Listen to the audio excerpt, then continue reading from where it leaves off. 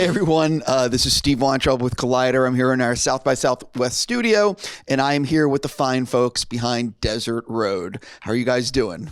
Good. So good. Oh, we got my phone. Yeah. How are you, sir? I'm good. Bridges just got us all water, so we're doing Beau, really well. Beau makes us all look really bad. Like he's way too nice. It's a real problem. Yeah. So listen, everyone watching this almost everyone will not have seen the movie, and it's a little generic. But are you going to bite the bullet and say what the film is about? They all look at me. Let me give it a go. Yeah. You're the chief. It's a psychological thriller, and it's a woman just driving. She gets gas. She accidentally crashes her car, and she's in the middle of the desert. So from there, it just takes its own path. Hopefully, it goes where you're not expecting it. But that's my I'm gonna get better at that. I promise. Well, I mean, how much have you been because I'm not going to do any spoilers. You're basically in I think you're in every scene.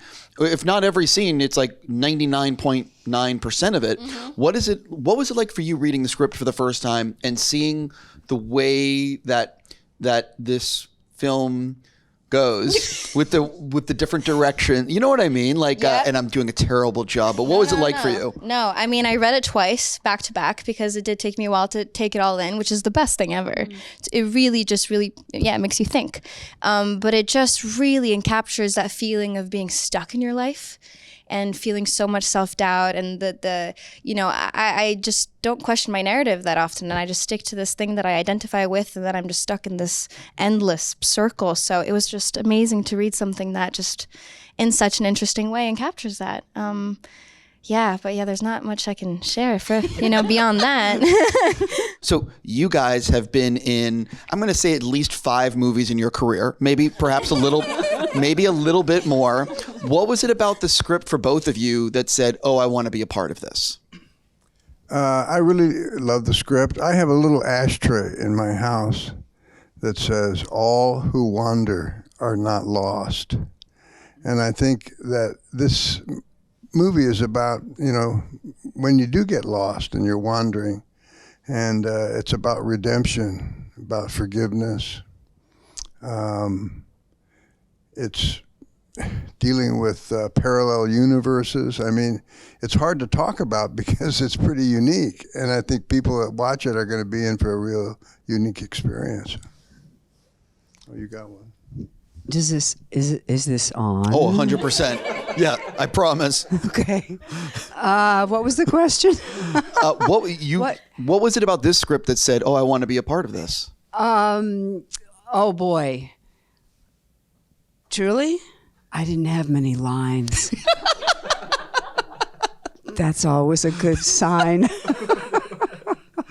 And it was a page turner. I couldn't put it down till I finished it because I could not wait to see what was going to happen.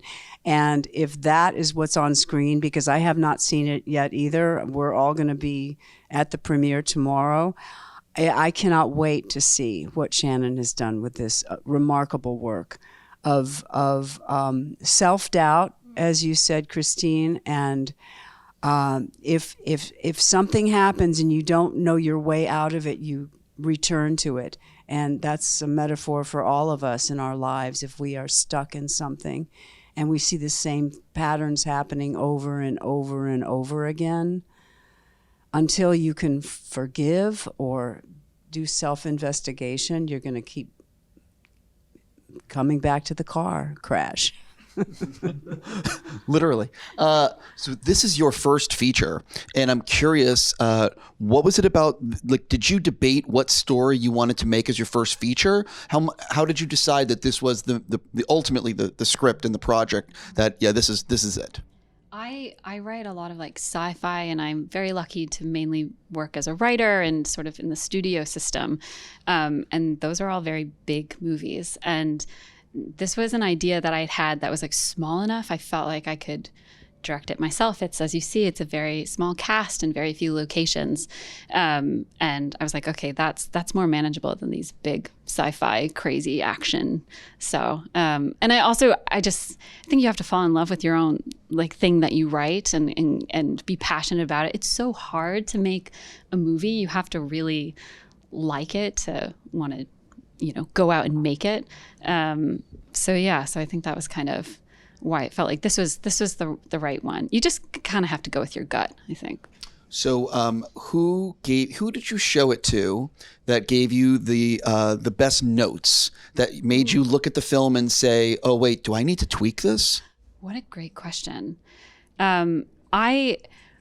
I think notes are very helpful to get from lots of people. I'm not somebody who's like against getting notes, and what I would look for is repeat notes. If multiple people said the same thing, I was like, okay, that's something to listen to, or that's something to address. But our producer, Steven Schneider, is way smarter than me. And the notes that he would get, I was like, oh, dang it, I should do that. So he was great to have watched the film and help. Was there something that you end up changing as a result of like friends and family screenings or test screenings? Yeah, I think there was lots of things. I think this film is about the details. And so what details do you include? Or if you have that shot, that actually accidentally gives away too much. So it was, there was tons of just these little micro adjustments and go, okay, that's a more compelling story. Or the geography of the world is a little bit clearer if we have these things in it. So trial and error on this film. It's definitely a puzzle to put it together. This is for all of you.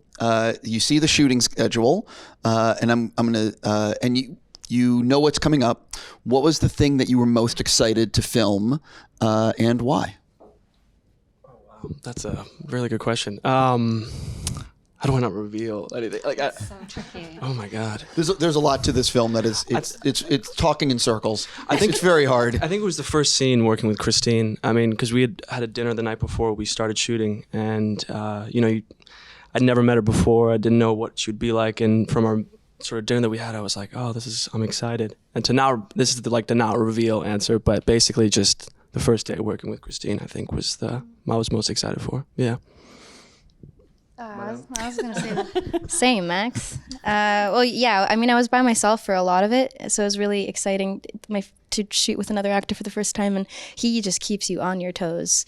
Every scene, it was different, and it was really exciting. But the same with you guys, too. Honestly, getting to work with all of y'all. No, really. I felt kind of weird. My scene was mostly with Kristine, but Frances came into it toward the end.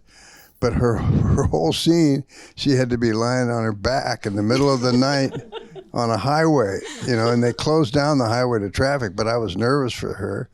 And I remember at one point I said, don't you want, at least in between scenes, you should have a blanket behind you. She says, no, I'll be okay, Youth.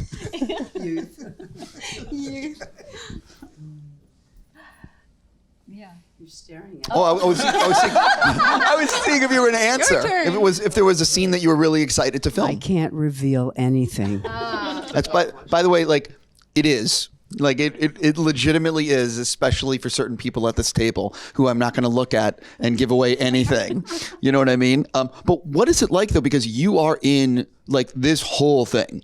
And so what is it like? And obviously this is not some crazy budget movie. You guys are, flying by the seats of your pants, I'm sure a little bit. So what is it like though when you are like in every scene and you know what I mean? Like, and maintaining that, because making a movie is a marathon.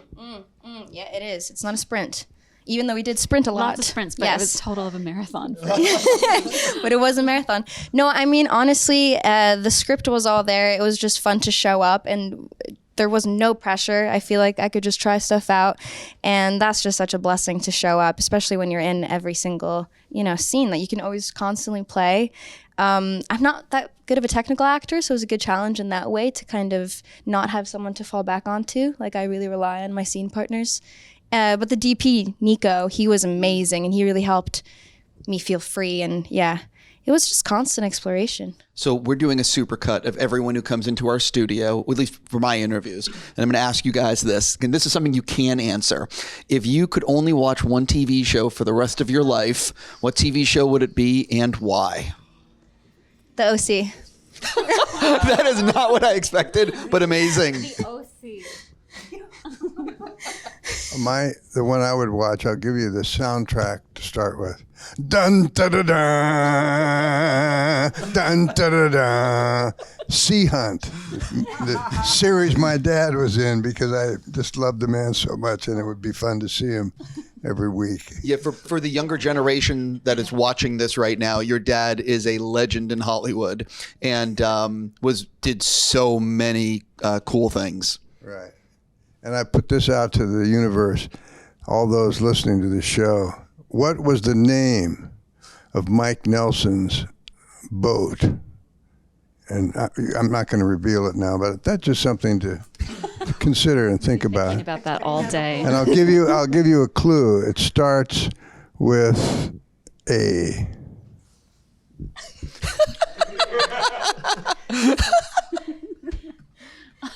I don't know how to answer the TV question after this. I'm now thinking about this. For me, it's West Wing. I'm a huge Aaron Sorkin. His writing is so good. Anytime I get stumped writing, I go put on West Wing.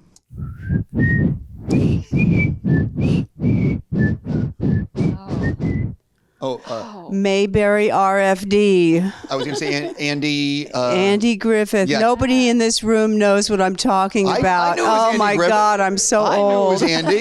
I just couldn't remember Griffith. I knew it was Andy. Yeah. I just love those crazy people. and if Andy Griffith isn't available, I think I would watch Succession again. Sure. Such great acting. Oh, it's amazing. Oh, man. I mean, I have like two that are coming in my head right now. Either Kitchen Nightmares with Gordon Ramsay. Sure. Love that show. Or Top Boy. Top Boy. Shout out Top Boy. Shout out the UK. Love Top Boy. The thing I've loved about this question is hearing such variety of answers from all the people coming in. I definitely have an individual question for the two of you, because you've both done such great work for so long, and I've really admired your careers and what you've done. If someone... This is going to be a wild one, but if someone has never seen anything you've done before, what is the first thing you'd like them watching and why? Oh my God. I've got crazy answers for that one. Tough Guys Don't Dance. I play an ex-porn star who is a realtor. It's not many scenes, but with Ryan O'Neal, but I took big chances. It was my first movie ever. And Norman Mailer wrote the book and directed it. It was his first directing job, too. God bless him. Either that, or I have to say the T word, I mean, because everybody knows it. But that's not who I am. The T word means Titanic, by the way. Well,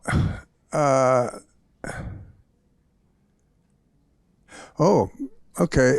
A movie I did a long time ago called The Incident, which people terrorized in a subway car by two teenage punks, Marty Sheen being one of them.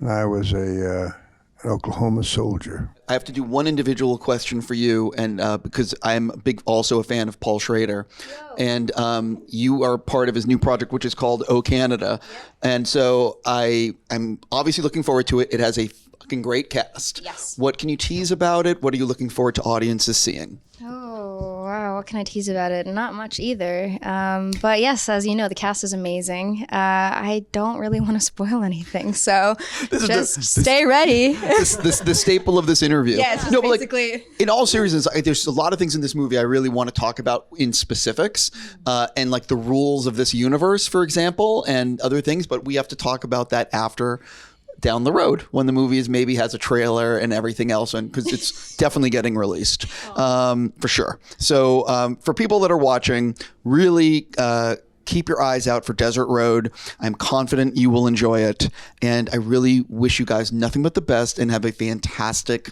world premiere at South by. Thank you so much. Steve.